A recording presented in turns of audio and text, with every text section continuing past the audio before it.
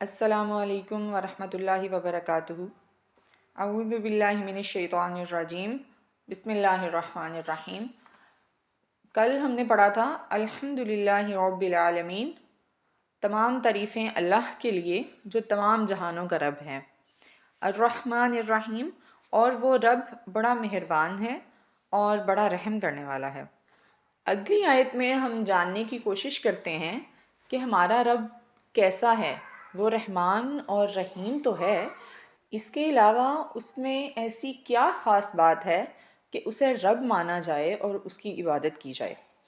مالکی یوم الدین، مالک، مالک کا روٹ ورڈ ہے میم لام کاف۔ اس کے بارے میں مزید بات کرنے سے پہلے میں آپ کو ایک اہم بات بتانا چاہوں گی۔ آپ میں سے بہت سے لوگوں نے 7 قرتوں کے بارے میں سنا ہوگا، قرآن مجید کی 7 قرتیں۔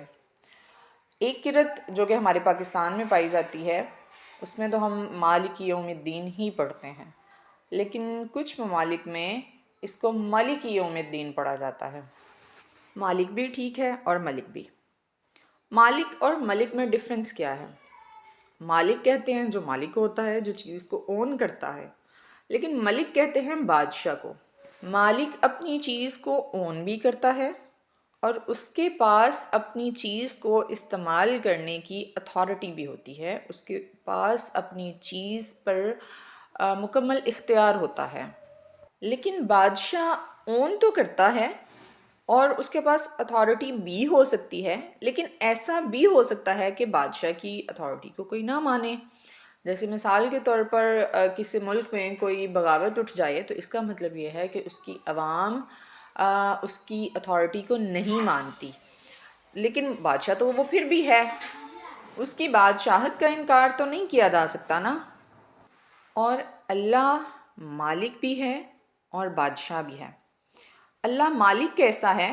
قرآن مجید میں آتا ہے اِنَّا نَحْنُ نَرِثُ الْأَرْضُ وَمَنْ عَلَيْهَا وَإِلَيْنَا يُرْجَعُونَ۔ اللہ تعالیٰ کہتے ہیں کہ یہ جو زمین ہے نا، یہ بھی ہماری ہے، ہم اس کے وارث ہیں، اور اس کے اوپر جو کچھ بھی ہے وہ بھی ہمارا ہے، اور ہماری طرف ہی ان سب نے لوٹایا جانا ہے۔ اور وہ بادشاہ بھی ہے۔ اس کا ثبوت بھی ہمیں قرآن مجید کی ایک آیت سے ملتا ہے، جب اللہ تعالیٰ کہتے ہیں قُلِ اللَّهُمَّ مَالِكَ الْمُلْكِ، یعنی کہہ دیجئے کہ اللہ تو ہی بادشاہی کا مالک ہے، دوسرے لفظوں میں تو ہی بادشاہ ہے۔ تو مالکی یوم الدین میں مالک سے مراد مالک بھی ہے جو اون بھی کرتا ہے، اور اس سے مراد بادشاہ بھی ہے۔ اور کس کا بادشاہ ہے؟ یوم الدین، یوم کہتے ہیں دن کو، اور دین کے کافی سارے معنی ہیں۔ اس کا ایک معنی تو مذہب ہے، جیسے کہ ہم چھوٹے چھوٹے بچوں سے پوچھتے ہیں ہمارا دین کیا ہے، تو وہ جواب میں کہتے ہیں ہمارا دین اسلام ہے۔ یا جیسے قبر میں منکر نکیر پوچھیں گے ما دینو کا، تو جو پرہیزگار ہوگا، جس نے عمل اچھے کیے ہوں گے، وہ کہے گا الاسلام دینی۔ اس کے علاوہ یہ لفظ پرہیزگاری اور عقیدہ کے لیے بھی آتا ہے، لیکن یہاں بات ہو رہی ہے یوم الدین، دین کا دن۔ دین کیا چیز ہے؟ اس کا ایک معنی بدلہ ہے، یعنی بدلے کے دن کا مالک، جس دن ہر انسان کو اس کے کیے کا پورا پورا بدلہ دیا جائے گا۔ اور اللہ کے اس سلسلے میں بہت سارے قوانین اور ضابطے ہیں۔ وہ نیکیوں کا بدلہ تو بہت زیادہ دیتا ہے، لیکن برائی کا بدلہ وہ اتنا ہی دیتا ہے جتنی کسی نے برائی کی ہوگی۔ تو اس دن وہ انسان کو اس کی نیکی یا اس کی اچھائی کا پورا پورا بدلہ دے گا۔ اس کا ایک معنی قانون بھی ہے، جیسے کہ سورہ یوسف میں آتا ہے ما کان لیأخذ اخاہ فی دین الملک، یعنی وہ یوسف علیہ السلام کے شان کے لائق نہیں تھی یہ بات کہ وہ بادشاہ کے قانون کے مطابق اپنے بھائی بنیامین کو اپنے پاس رکھ سکتے۔ فی دین الملکی یعنی بادشاہ کا قانون۔ اس کے علاوہ یہ لفظ دین قانون کو نافذ کرنے والی قوت کے طور پر بھی استعمال ہوتا ہے، یعنی اللہ کے قانون بھی ہیں اور اللہ کے پاس ان قوانین کو نافذ کرنے کی طاقت اور قوت بھی ہے۔ جیسے یہ کہ قیامت کے دن کوئی بھی مجرم کسی صورت بھی سزا سے نہیں بچ سکے گا، یعنی اللہ نے صرف قوانین بنائے نہیں ہیں بلکہ ان قوانین کو امپلیمنٹ بھی کرتا ہے۔ اس کے علاوہ یہ لفظ حاکمیت اور عبادت دونوں کے لیے آتا ہے۔ کہتے ہیں کہ عربی زبان جو ہے یہ لغت الازداد ہے، یعنی اس میں ایک ہی لفظ ایک ہی وقت میں دو طرح کے معنی دیتا ہے۔ جیسے ابھی میں نے آپ کو بتایا کہ یہ حاکمیت کے لیے بھی استعمال ہوتا ہے اور یہ بندگی یا عبادت کے لیے بھی استعمال ہوتا ہے، اور یہ دونوں ایک دوسرے کے اپوزٹ ہیں۔ جیسے کہ قرآن پاک کی ہی ایک آیت ہے، فَاعْبُدِ اللَّهَ مُخْلِصًا لَهُ الدِّينَ أَلَا لِلَّهِ الدِّينُ الْخَالِص، یعنی خالصتاً اللہ کی ہی عبادت کرو اور جان رکھو کہ حاکمیت خالصتاً اللہ کے لیے ہے۔ اب اس آیت کے پہلے حصے میں بات ہو رہی ہے عبادت کی، کہ اخلاص کے ساتھ اللہ کی عبادت کرو، اور دوسرے حصے میں بات ہو رہی ہے حاکمیت کی، کہ حاکمیت خالصتاً اللہ کے لیے ہے۔ تو یہ ایک دوسرے کے اپوزٹ بات ہے۔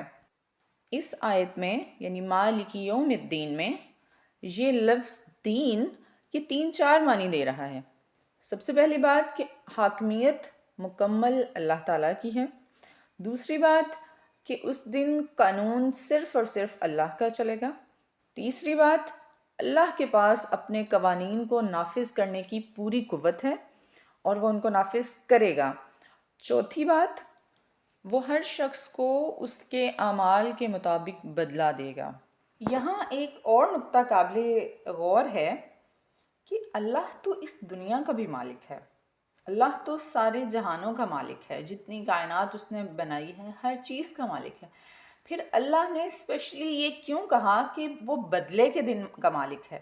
وہ یہ بھی تو کہہ سکتا تھا کہ میں دنیا اور آخرت دونوں کا مالک ہوں۔ اس کی 2 وجوہات ہیں۔ کفار مکہ، ان کو تو سب جانتے ہیں نا۔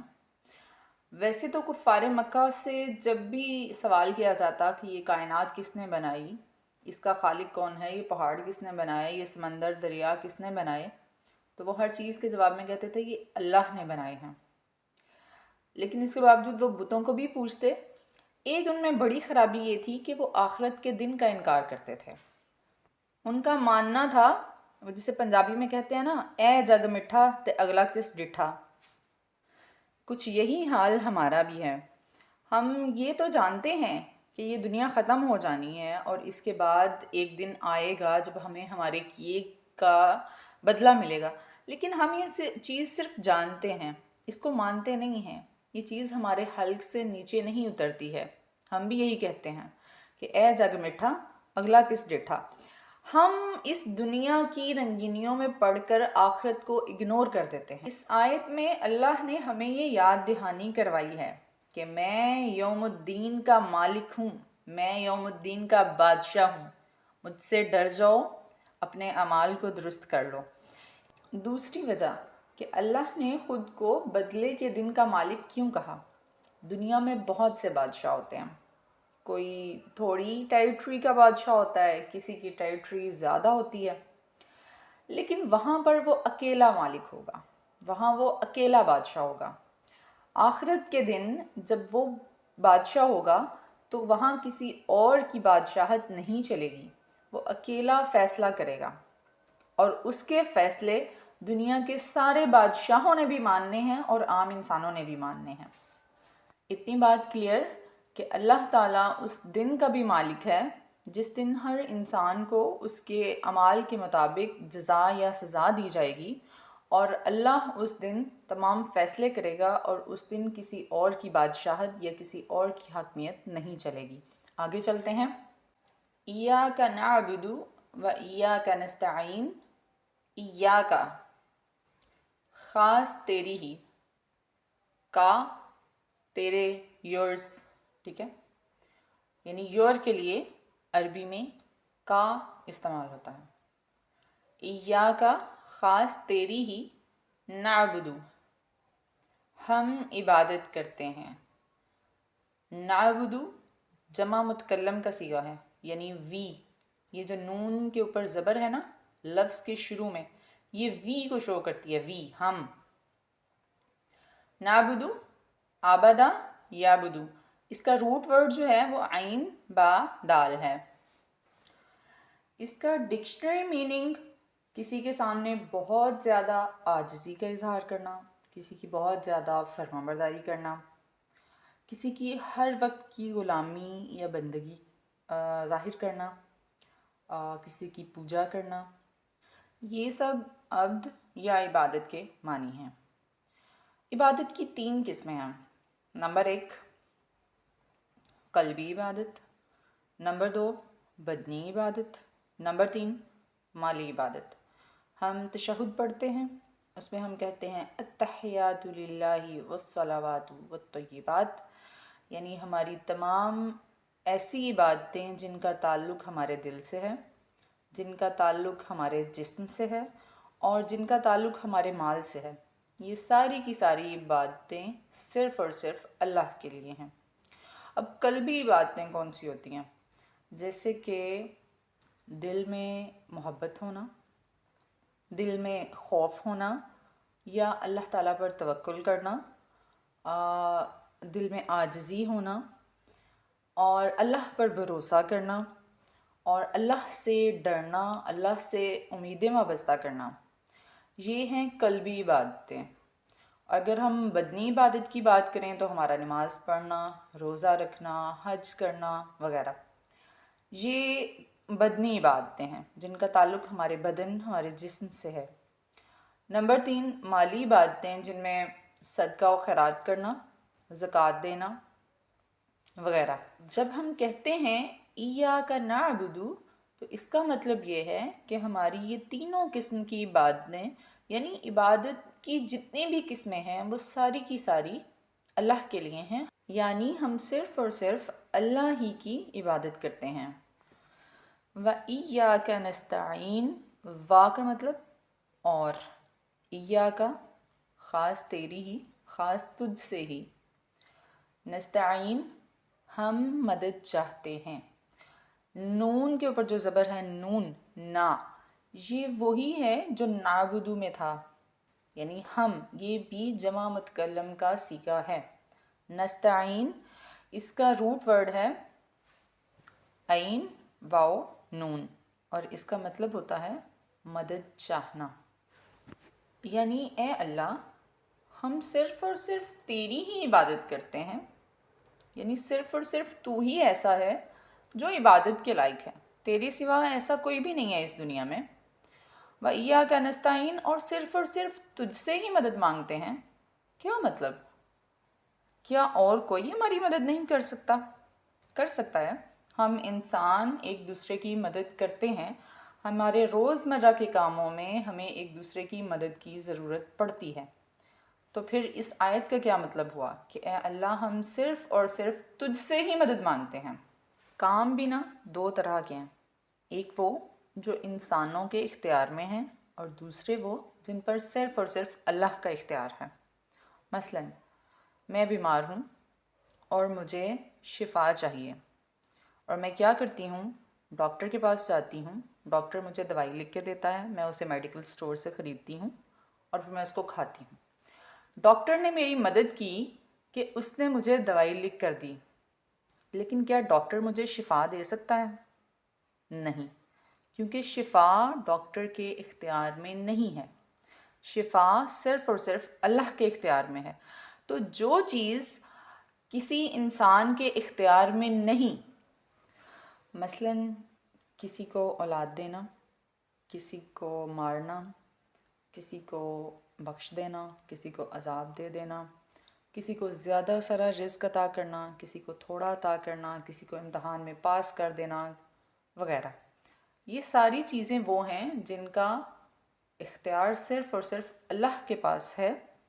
تو ایسے معاملات میں ہم اللہ کے علاوہ اگر کسی اور سے امید رکھتے ہیں یا کسی اور سے مدد مانگتے ہیں تو پھر اس آیت کی خلاف ورزی ہو جائے گی۔ سلف صالحین کا طریقہ تو یہ تھا کہ انہیں اگر ایسی چیز کی ضرورت بھی پڑتی جس پر انسانوں کا اختیار ہوتا، وہ اس کو بھی پہلے اللہ سے مانگتے اور پھر اس کے بعد کسی انسان سے اس کے بارے میں بات کرتے۔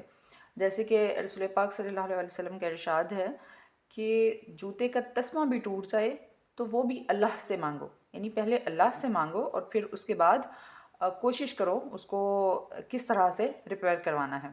آپ نے نوٹ کیا کہ سورہ فاتحہ شروع ہو رہی ہے اللہ تعالیٰ کی تعریف سے۔ انسان پہلے اللہ تعالیٰ کی تعریف کرتا ہے کہ اللہ تمام تعریفیں، تمام شکر تیرے لیے ہے اور تو ہی جہانوں کا پالنے والا ہے۔ تو بڑا مہربان بھی ہے، تو بڑا رحیم بھی ہے، تو قیامت کے دن کا مالک بھی ہے اور ہم تیری ہی عبادت کرتے ہیں۔ انسان اللہ تعالیٰ کے سامنے اس کی تعریف کے بعد عاجزی کا اظہار کرتا ہے، اور مانگنا تو ابھی اس نے ہے، آگے چل کے اگلی آیات میں وہ مانگتا ہے، لیکن پہلے اللہ تعالیٰ کو وہ بتا رہا ہے کہ میں جتنی بھی عبادت کرتا ہوں وہ بھی صرف اور صرف تیرے لیے ہے، یعنی اپنی عبادت کو وسیلہ بنا رہا ہے۔ اور وسیلہ بنانے کا حکم بھی قرآن مجید میں ہی دیا گیا ہے، جیسے کہ آیت ہے وَابْتَغُوا إِلَيْهِ الْوَسِيلَةَ، تو یہاں انسان اپنی عبادت کو ہی وسیلہ بنا رہا ہے۔ جیسے ایک حدیث پہ بھی آتا ہے کہ بنی اسرائیل کے 3 لوگ تھے جو ایک غار میں پھنس گئے تھے، تو ان لوگوں نے اپنی عبادات، اپنے نیک اعمال اللہ تعالیٰ کے سامنے پیش کیے اور دعا کی کہ اللہ اگر تجھے ہمارے یہ نیک اعمال پسند ہیں تو تو ہمیں اس غار سے، اس مشکل وقت سے نجات دلا۔ یعنی اللہ تعالیٰ سے دعا کرنے سے قبل انسان کو اپنے نیک اعمال کو وسیلے کے طور پر پیش کرنا چاہیے۔ ایک اور نقطہ یہاں بڑا اہم ہے کہ اس آیت میں جمع کے صیغے استعمال کیے گئے ہیں، نعبد اور نستعین، یعنی ہم سب اللہ کی عبادت کرتے ہیں اور اللہ سے مدد مانگتے ہیں۔ ایسا نہیں ہے کہ میں اکیلی اللہ کی عبادت کرتی ہوں اور میں کوئی بڑی اعلیٰ و عرفہ چیز ہوں، یعنی انسان کے اندر اس کی عبادت کی وجہ سے غرور اور تکبر نہ پیدا ہو جائے۔ اکیلے انسان کی عبادت میں نقص ہو سکتے ہیں، کمیاں ہو سکتی ہیں، لیکن جب وہ اللہ تعالیٰ کے بہت سارے عبادت گزار بندوں کے ساتھ ایک بندے کی عبادت شامل ہو جائے گی تو پھر وہ اللہ تعالیٰ کے نزدیک قابل قبول ہو جائے گی۔ اور نعبدو کے فوراً بعد نستعین ہے، یعنی انسان کہتا ہے اللہ ہم تیری عبادت کرتے ہیں اور ساتھ ہی کہہ دیتا ہے کہ ہم تجھ سے مدد مانگتے ہیں۔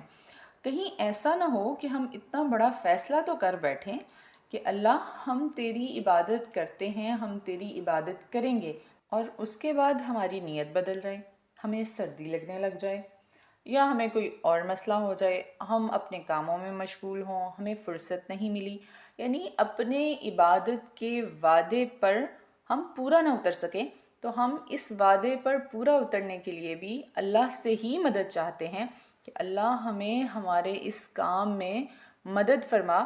جیسے کہ نبی صلی اللہ علیہ وسلم نے بھی ہر نماز کے بعد یہ دعا سکھائی، ربی اعنی علی ذکرک و شکرک و حسن عبادتک، یعنی اے میرے رب میری مدد کر کہ میں تیرا ذکر کروں، تیرا شکر کروں اور تیری اچھی عبادت کروں۔ دوسرے لفظوں میں انسان اللہ کی عبادت بھی اس کی مدد کے بغیر کسی صورت نہیں کر، اور یہ بھی ہو سکتا ہے کہ شیطان کی طرح انسان کو اپنی عبادت پر غرور آ جائے، لہٰذا اللہ نے ہمیں عبادت کے ساتھ ساتھ مدد مانگنے کی بھی ہدایت کی ہے۔ Last but not the least point یہ ہے کہ جب ہم کہتے ہیں ایاک نعبد، تو اس کا مطلب یہ ہے کہ ہم عبادت کر رہے ہیں اللہ کی اپنی مرضی کے ساتھ، اپنے اس اختیار کے ساتھ جو اللہ نے ہمیں دیا۔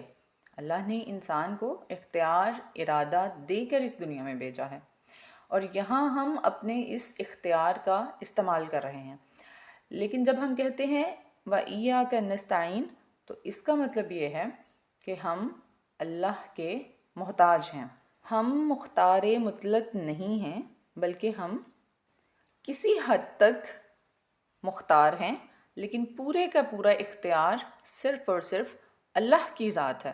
کچھ لوگوں کا یہ عقیدہ ہوتا ہے کہ انسان کے پاس کلی اختیار ہے، وہ جیسا چاہے کر سکتا ہے، لیکن کچھ لوگوں کا خیال ہے کہ انسان جو ہے وہ صرف تقدیر کے ہاتھوں میں ایک کھلونا ہے۔